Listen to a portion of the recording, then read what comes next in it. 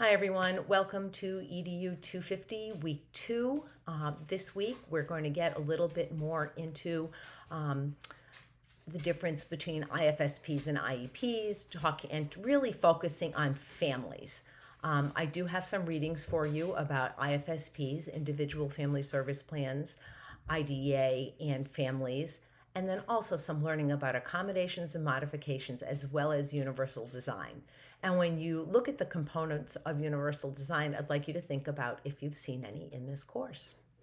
You have some videos to watch, again, about accommodations and modifications, a great TED Talk about universal design, and a video about IEPs. So hopefully the videos will help supplement what you are reading. And then for your exploration part, there are two websites. One is the federal website for Parent Information and Training Centers, or PITs. I'd like you to look up where the parent or who the Parent Information and Training Center is in your state. And then I'd also like you to go to understood.org and dive a little bit more into the differences between accommodations and modifications. If you are using the supplemental text, chapters 2, 3, and 5 will be your go-tos for this week. So our discussion this week, I'd like you to watch a brief video called Welcome to Holland. Some of you may have seen it. It's been around for a long time. And I want you in the discussion to talk about what your overall reaction was to the video. What did it make you think about? What surprised you?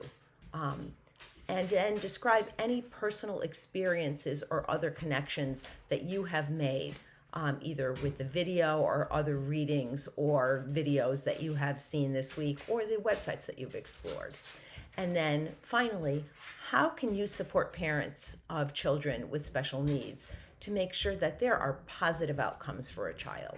The importance of having that kind of family, and I usually refer to it as reciprocal communication, that back and forth.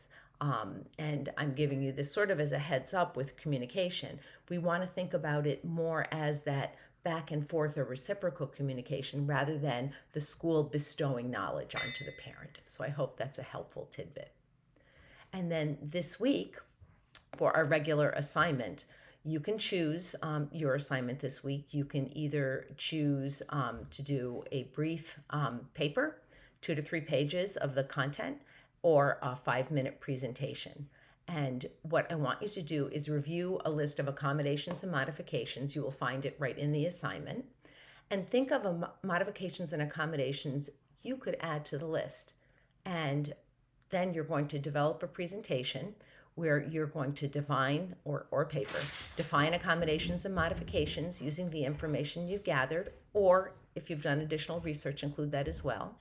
Explain how some accommodations and modifications could be used or could be made using the principles of universal design. And the example I always give is if there is a ramp, everybody can get in the building. If there are stairs, then people in wheelchairs are not able to get into the building. So to universally design the entry to that building, universal design would say a ramp is universally designed. Hope that helps.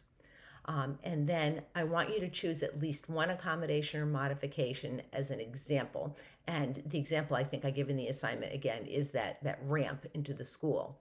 And come up with how you could attach universal design to that. So that is what our assignment is this week. Make sure that if you do a presentation that you have a narration that goes with it. Feel free to use whatever technology you'd like, whether it be Prezi or PowerPoint, again, add that narration, or just doing a video. And also remember, you need to have citations and references, no matter if you choose the presentation or the paper. If you have any questions, feel free to reach out, and I'm looking forward to hearing from you this week. Take care.